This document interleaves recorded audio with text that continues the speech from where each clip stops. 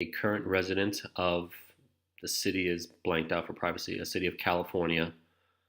I first met Christine Blasey, now Dr. Christine Blasey Ford, in 1989 or 1990 in California. From 1990 to 1991, I was just friends with Ford. From approximately 1992 to 1998, I was in a relationship with Dr. Ford.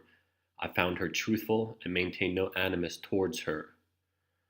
During our time dating, Dr. Ford never brought up anything regarding her experience as a victim of sexual assault, harassment, or misconduct. Dr. Ford never mentioned Brett Kavanaugh.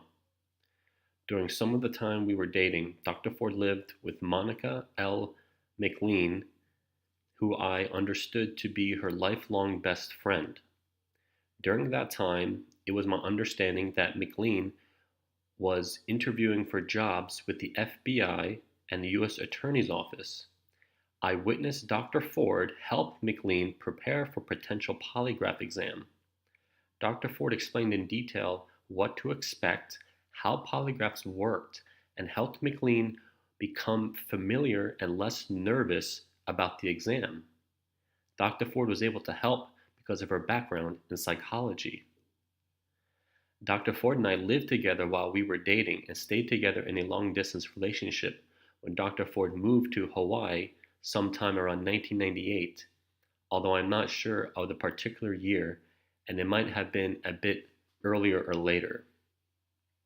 While visiting Ford in Hawaii, we traveled around the Hawaiian Islands, including one time on a propeller plane.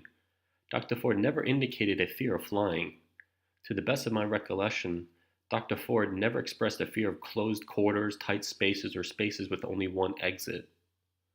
I assisted Dr. Ford with finding a place to live in another city in California. She ended up living in a very small 500 square foot house with one door. Despite trying to maintain a long distance relationship, I ended the relationship once I discovered that Dr. Ford was unfaithful while living in Hawaii. After the breakup, I took her off the credit card we shared. But nearly 1 year later, I noticed Dr. Ford had been charging the card and charged about $600 worth of merchandise. When confronted, Dr. Ford said she did not use the card, but later admitted to the use after I threatened to involve fraud prevention.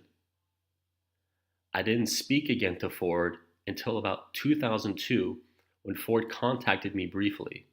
After that, I hadn't thought much about her until I saw her story in the Washington Post on Sunday, September 16th, 2018.